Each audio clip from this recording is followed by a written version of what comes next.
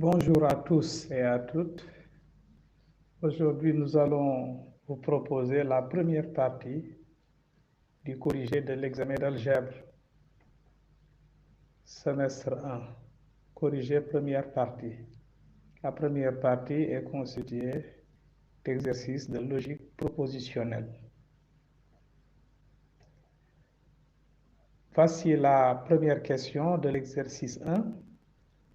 On vous demande donc d'identifier la bonne réponse si elle existe. Voici les questions. Il suffit donc de marquer le numéro de la question et de choisir la lettre, la réponse choisie.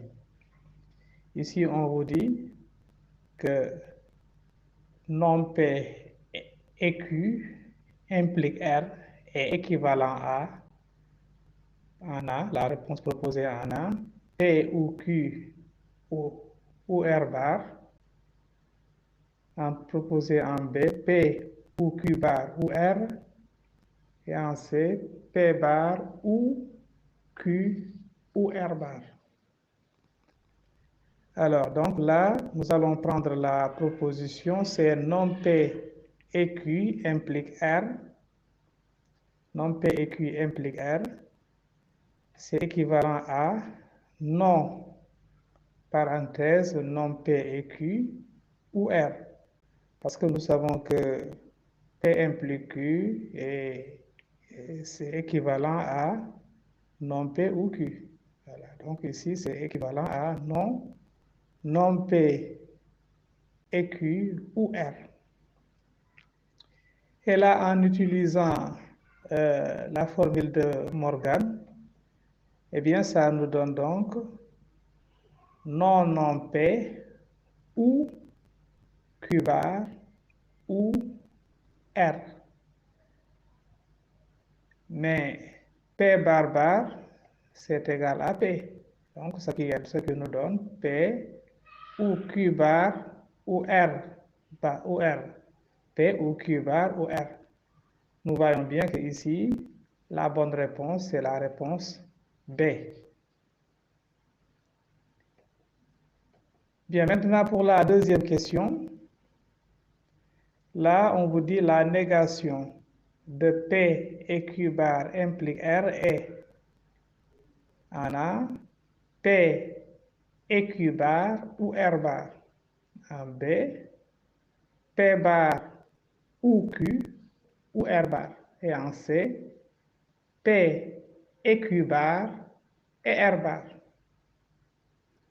Alors, donc, nous allons voir ici la négation de P et Q bar implique R. Voilà, il suffit donc de mettre une grande barre pour voir que c'est la négation que nous voulons prendre. Donc, c'est la négation. Donc, P et Q bar implique R par le tout bar. Mais là, nous allons travailler à l'intérieur, c'est-à-dire sous la barre. Donc, ça va nous donner P et Q bar ou R. Voilà, donc le tout bar.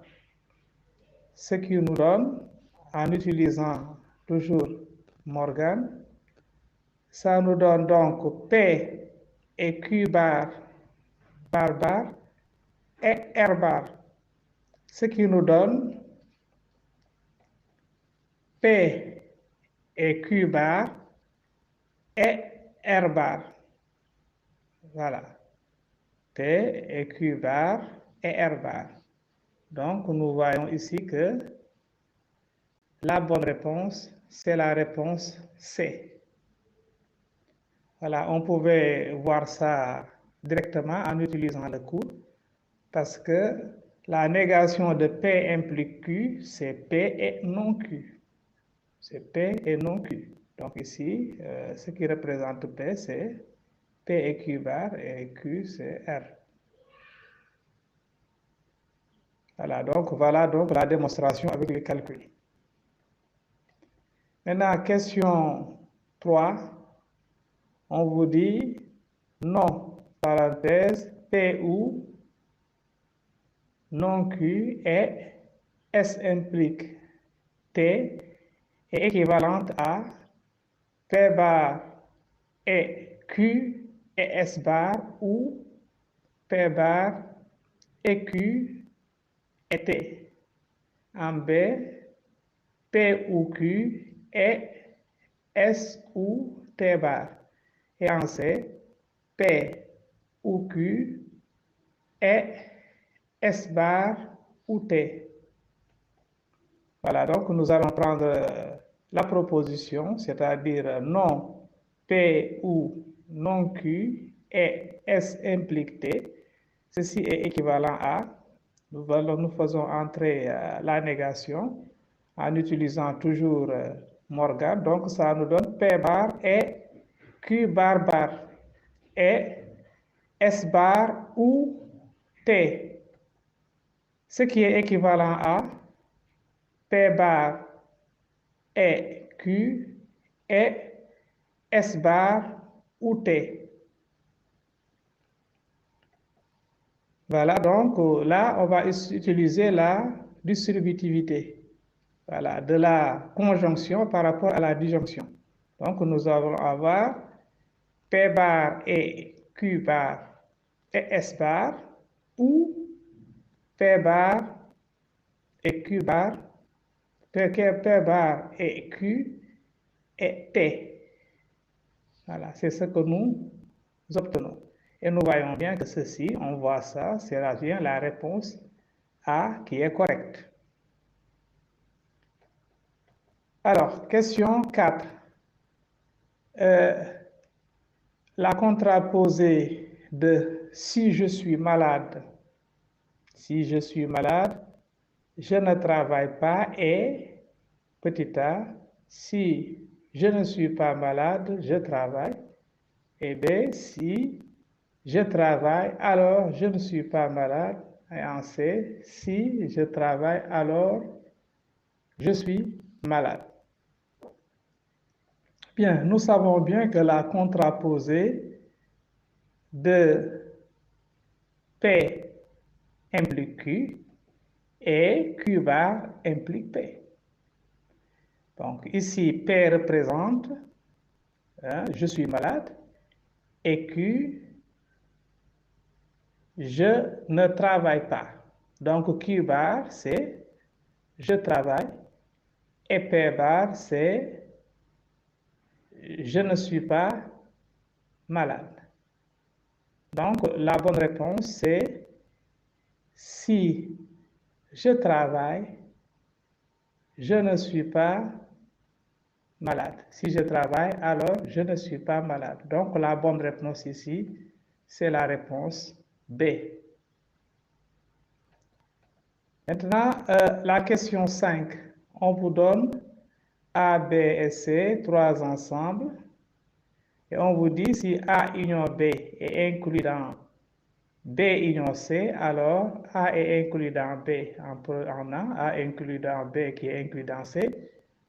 Et en réponse B, A est inclus dans C qui est inclus dans B. Et réponse C, B est inclus dans A qui est inclus dans C. Alors, A union B inclus dans B inter C. C'est ça que nous avons comme hypothèse.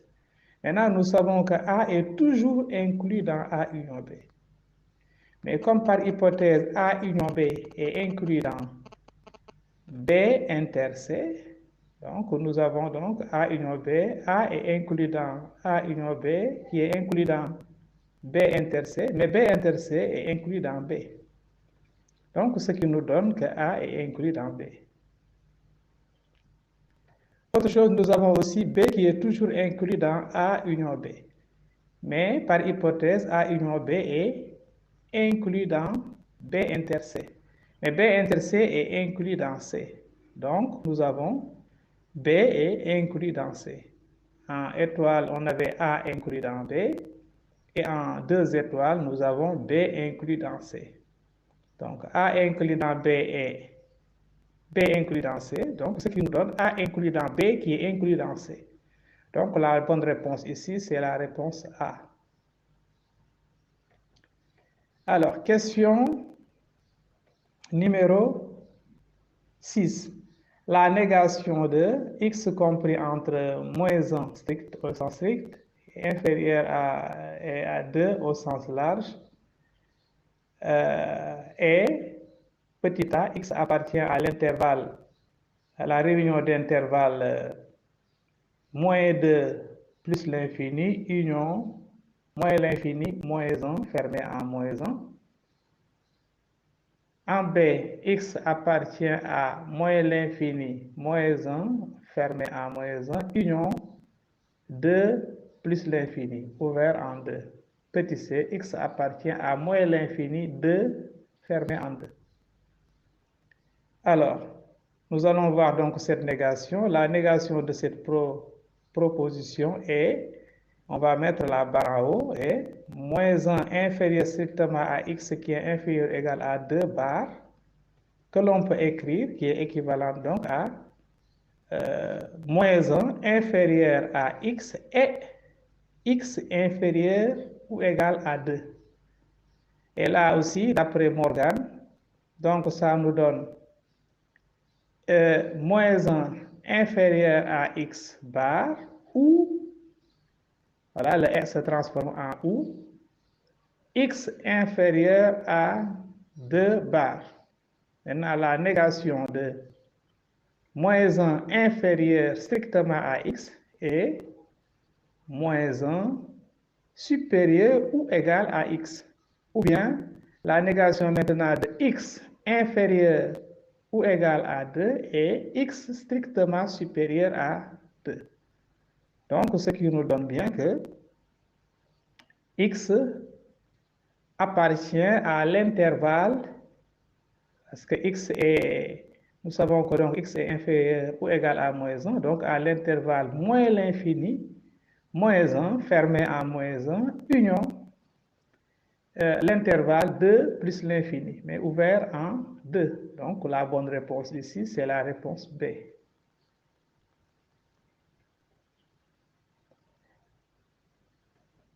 Alors, maintenant,